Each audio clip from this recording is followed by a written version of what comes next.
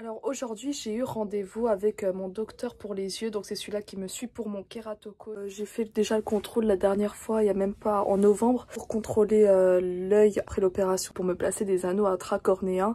Et elle m'a dit de reprendre rendez-vous avec le docteur qui me suit pour mon kératocone afin de voir si les résultats étaient bien et tout ça. Donc je rappelle que j'ai une maladie aux yeux, donc c'est le kératocone, c'est une maladie de la cornée qui est assez rare. En fait c'est la cornée qui va former un cône au lieu d'être bien ronde et du coup bah ça déforme la vision, ça déforme, c'est la cornée qui est déformée quoi. Et ça avec ça on voit très très mal et dans les cas mineurs bah ça suffit à être corrigé qu'avec des lentilles ou bon des lunettes ça suffit pas. Et dans mon cas c'est très sévère, du coup bah j'ai les lentilles ça suffit pas, les lunettes ça suffit pas, j'ai eu un cross-linking donc on m'a gratté la cornée, ça suffit pas. Ensuite j'ai eu une deuxième opération à l'œil, on m'a placé des anneaux intracornéens dans la cornée, c'était pas efficace parce que c'était pas le bon, ça changeait rien, du coup on m'a replacé d'autres anneaux et là donc j'en reviens à la conclusion du rendez-vous d'aujourd'hui. En fait on passe d'abord avec une sorte d'infirmier avant le docteur qui nous examine, qui nous pose des questions et après on voit le docteur et du coup il m'a examiné tout ça.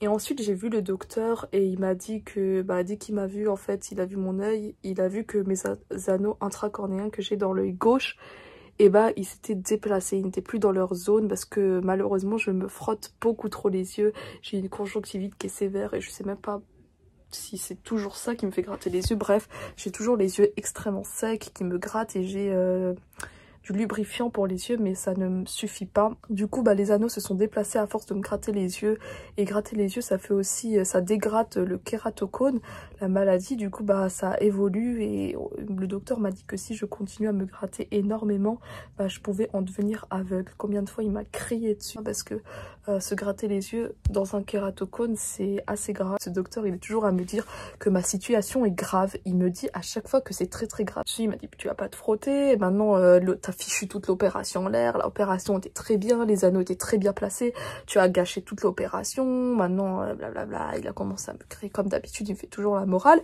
Et ensuite il a sorti tout son matériel médical, genre il a sorti des pinces, des objets stériles et tout encore dans leur emballage.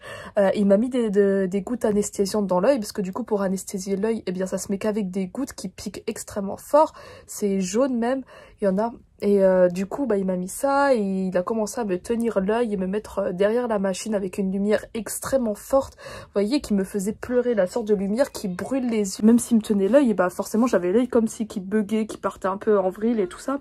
Et le docteur il faisait que me crier dessus, arrête de bouger ton œil, arrête de bouger ton œil. Il me criait dessus parce qu'en fait il tenait l'œil, il essayait d'enlever l'anneau sur place, genre il m'a mis l'anesthésie, il a sorti tout son matériel et il essayait de me retirer l'anneau comme ça sur place. Mais moi j'étais choquée, je dis il peut pas me faire ça comme ça sur place dans son bureau. Ça se fait genre parce que déjà on doit trouer l'œil pour ressortir les anneaux parce que j'ai 2 anneaux dans la cornée, dans l'œil, autour de la pupille, et du coup pour les enlever parce que forcément quand il les a mis, je me souviens que quand il les avait mis il a fait une incision, il les a rentrés et ensuite il a recousu et du coup forcément pour les enlever il faut pas juste les enlever comme ça, il faut bien faire un trou et après c'est après qu'il a dit ça suffit, il faut faire ça au bloc, c'est pas comme ça. Franchement ce docteur j'ai l'impression qu'il est trop il veut tout faire rapidement. Franchement là je ferme cet œil, je vois quasi rien mais on sait même pas voir ça, tout est flou, tout est pas net, j'arrive. On est lundi 9 décembre 2019, il va me faire ça le mercredi 11 décembre 2019. Il a dit que ça devait se faire en urgence, du coup il a pris la date la plus tôt, ce qui était mercredi, ce sera lui qui va me le faire. Du coup il va me retirer les anneaux, je lui dis qu'est-ce qu'on va faire pour la suite, on va laisser ça comme ça et tout ça. Il m'a dit non, on va faire une greffe de la cornée. Il m'en avait déjà parlé, et une greffe de cornée en gros qui va retirer. Et il va me placer une nouvelle cornée. Enfin ça c'est pas pour maintenant, mais en tout cas il a dit que j'étais beaucoup trop jeune pour avoir une greffe de la cornée et que franchement il voulait, ça c'était vraiment le dernier recours et qu'il voulait pas en arriver là. Après-demain je vais devoir revivre l'enfer des opérations. Donc ça c'est un antibiotique que je dois mettre une goutte 3 fois par jour pendant 1 mois. Même après l'opération je devrais toujours mettre cette goutte.